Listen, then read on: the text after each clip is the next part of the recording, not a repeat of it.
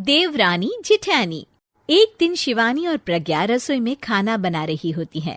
तभी प्रज्ञा को रसोई में एक चूहा दिखता है और वो जोर से चिल्ला पड़ती है, दीदी वो देखो चूहा। वो डर के स्लैब पर चढ़ जाती है। अरे चूहा ही तो है, तू तो ऐसे डर रही है जैसे तूने कोई भूत देख लिया हो। कितनी डरपोक है तू भी ना प्रज्ञा। अब ज्यादा हंसो मत दीदी, हर इंसान को किसी ना किसी चीज से डर लगता है। लगता होगा, पर मुझे तो किसी चीज से डर नहीं लगता। मैं तो बहुत बहादुर हूं, पर तू हद कर दी भाई, एक चूहे से डर गई है।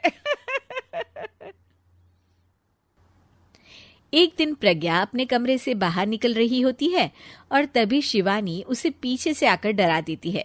प्रज्ञा एकदम से उछल पड़ती है। दीदी ऐसे भी कोई मजाक करता है क्या? अरे जरा अपनी शक्ल तो देख, एकदम बैंगन की तरह नीली पड़ गई है। अरे मेरी देवरानी इतनी बड़ी डरपोक है, मुझे तो पता ही नहीं था। आप ऐसे चौंकाओगे तो कोई भी डरेगा ना।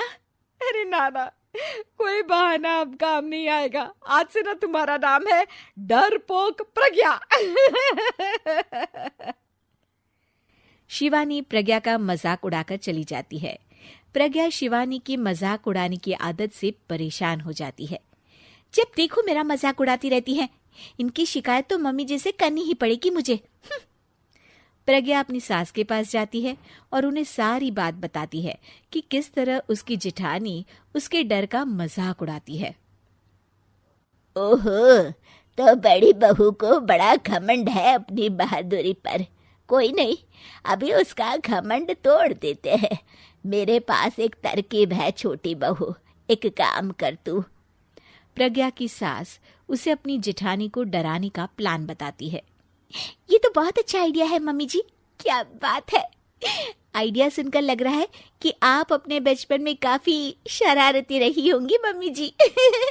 अब आएगा मजा मेरी बहादुर जेठानी जी को। प्रज्ञा अपनी जेठानी को डराने का एक प्लान बनाती है। रात में वो शिवानी के पास जाती है और कहती है, दीदी मुझे ना बहुत डर लग रहा है। क्या हुआ मेरी डरपोक देवरानी?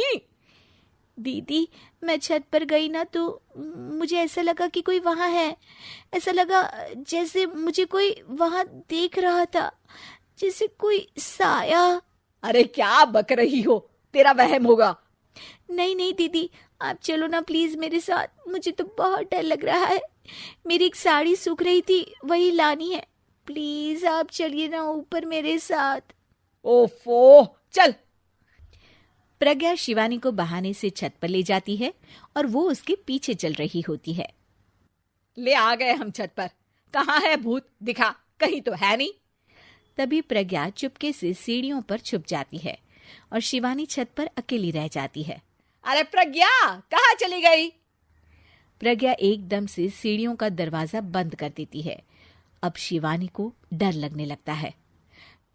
मैं नीचे चली जाती हूँ। लगता है प्रज्ञा भी नीचे ही चली गई है। तभी उसके सामने एक खुले बाल सफेद साड़ी में औरत खड़ी होती है। शिवानी उस औरत को देखकर डर जाती है। हाल तू जलाल तू आई बला को टाल तू, हाल तू जलाल तू आई बला को टाल तू।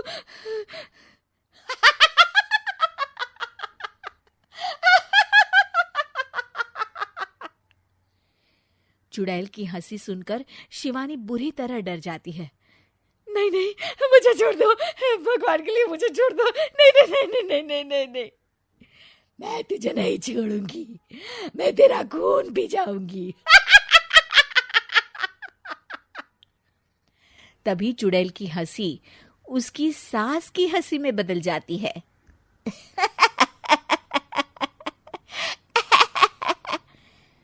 मम्मी जी, ये तो मम्मी जी की आवाज है। शिवानी आंख खोलती है तो सामने उसकी सास चुड़ैल का मेकअप करके खड़ी होती है और प्रज्ञा और उसकी सास जोर जोर से हंस रहे होते हैं। क्यों मेरी बहादुर जेठानी जी, आप तो कहती थी कि आप किसी से नहीं डरती। ये तुमने अच्छा नहीं किया प्रज्ञा। और सासू माँ, आप भी इसके साथ मिलकर। और नहीं तो क्या बहू, तुम अब मेरी छोटी बहू का ऐसे मजाक बनाओगी तो मुझे तो चुड़ैल बनना ही पड़ेगा ना। प्रज्ञा और उसकी सास और जोर जोर से हंसने लगते हैं और शिवानी गुस्से में नीचे चली जाती है।